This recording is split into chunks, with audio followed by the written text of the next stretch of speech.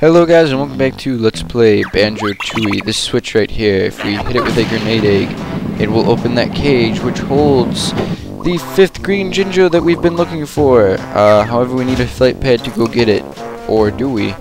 Actually, you can get this with a Clockwork Kazooie egg if you aim it right. And I didn't, so we will blow this one up and try again. It is possible though. Beware of the Styracosaurus that I just heard spawn though. And there we go. And that is the 5th green Jinjo. So we have completed the green Jinjo family finally. We're gonna get a Jiggy for our efforts. And now, if we come over here, we are going to go inside of this cave in the waterfall. And it is not, in fact, over here. I'm thinking of a different place. And now I look foolish. Anyway, we still can't get that extra honeycomb point yet, so what I think we're going to do is we are going to, here's the entrance I'm looking for, so we are going to go in here, and then after it we are going to go give Humble Wumba a visit. But in here we have a few things to do. There is a middle island out there that we cannot get to currently, but all we gotta do is swim over here into this back corner where there is a nook with a flying pad in it. And in fact, there is quite a bit we can do with this flying pad.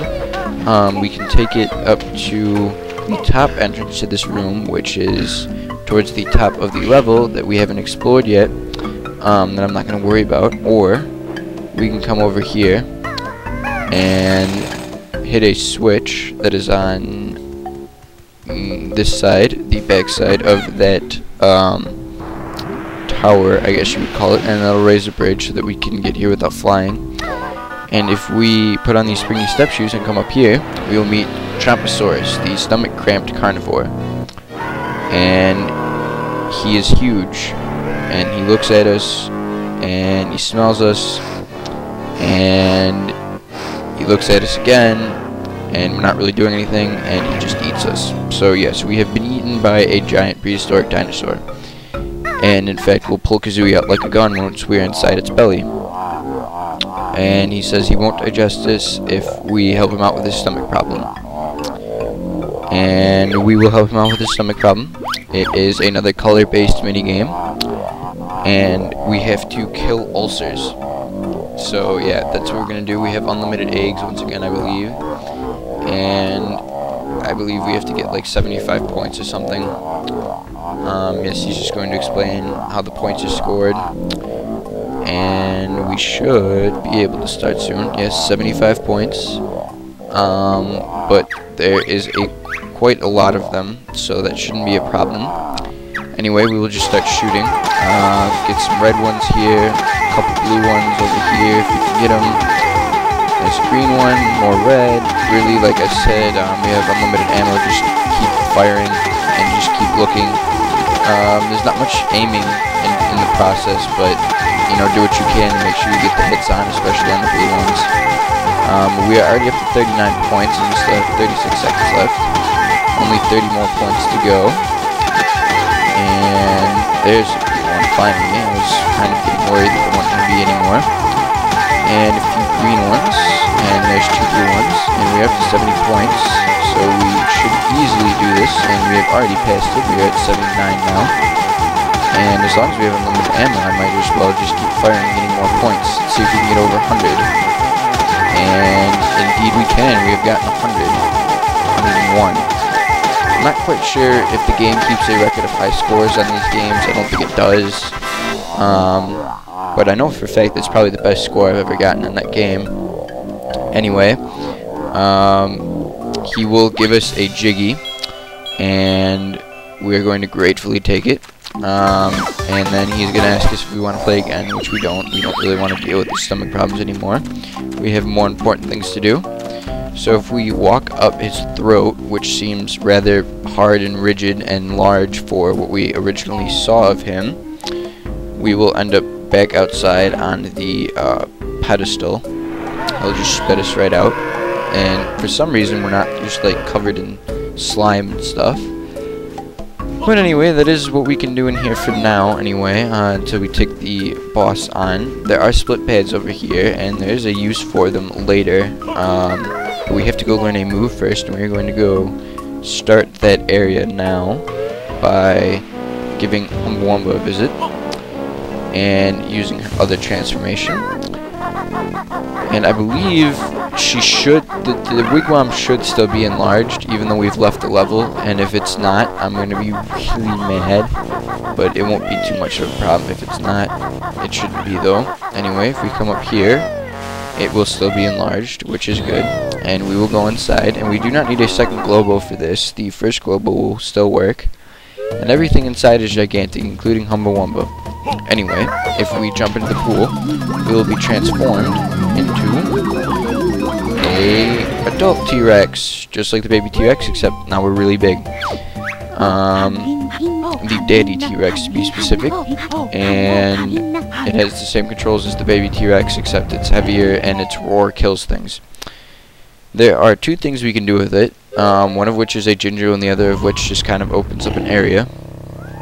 Anyway, over here, if we hit this switch, it will open that gate to go get that red Jinjo. Thing is, we can't get it as the T-Rex, so we have to come back up to Wamba's, switch back to the bear and bird, and go and get it before the time limit runs out. The time doesn't keep counting while you're transitioning areas or while you're transforming, which is really nice. Otherwise, it'd be really hard to get this Jinjo.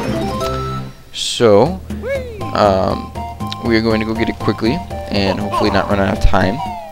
Anyway, though, that is the first thing you can do with the daddy T-Rex. You do have to be the daddy T-Rex to hit that switch. You can't do it as Banjo-Tooie, otherwise that Jinjo would be too easy, and that switch would be kind of pointless. But anyway, we have the third out of 6 Jinjos there, and we are now going to go transform back into the daddy T-Rex to do one more thing. And it's kind of a really stupid thing, and it only takes a few seconds and is rather pointless, but it is something we have to do because there is no way we can progress without doing it. Well, we could just ignore it, but there is a move back there that would be really nice to get. And now that we are the big T-Rex again, we need to go over by the train station, where in fact there are 2 cave entrances to the cavemen tribes that I have been neglecting to show because we haven't done this yet. They're back this way, I believe. The big T-Rex kind of doesn't really get hurt by anything. I believe these can actually hurt you if they hit you, although I don't know. It seems as though I killed that one. Anyway, if we walk over here as the big T-Rex, we can go and get this empty honeycomb. So we now have 7. We can go back to honeybee if we would wish. And I need to get on out of this water. Anyway, as you can see, there was something up there that we either didn't get or did get or something, I don't know. Anyway, if we continue on, over here you will see a caveman up here, and if we roar at him, he will freak out and leave. Normally we can't enter that cave, and there is a set or a tribe of cavemen in there that we need to help out, I guess is the right word, and they'll give us a jiggy for it, but oh, and I can't do that. Okay, I thought maybe I could get away with that, but yeah, we needed to do that, otherwise that caveman won't leave and we won't be able to access that cave. So it's kind of mandatory, but it's also kind of ridiculous that we have to go through all that effort as the big T-Rex and everything just to get him to move. But we are back, and we are now done with the big T-Rex. That's all he can do, sadly, but that is all he can do. The baby T-Rex was actually more useful than he was. At least the baby T-Rex got us a jiggy. And after this, we're going to go visit the 2 cavemen areas, and then in the next video we will probably start scaling up to the top of Terrydactyland and doing the stuff up there, which includes the boss, and the follow-up to the boss, which there's quite extensive follow-up to the boss. And when we come back here, I believe there's actually a few things I'm missing in the line of either empty honeycombs or Cheeto pages or something along those lines. Not necessarily jiggies, but other things. I feel like I'm missing a lot, but I don't know. Anyway, if we walk up over here, because the entrance is over here, we can go inside the Ooga Booga Tribe cave, which was the one that was blocked off. And we can't actually finish this mission on the first visit to Terrydactyland. We need another move to go do it. But as you can see, all these guys are really cold, and they're going to tell us that they're really cold and hungry. And basically what we have to do is light the fires with fire eggs and go get them food from Witchy World, but we need another move to actually get it to them. And he'll give us a Jiggy if we give them warmth and food. So if we shoot a fire egg at that pile of wood, it will start a fire and he will become warm, but he still needs food. And there's actually a series of these guys, and you need to bring them all food, and you also need to turn on fires for all of them.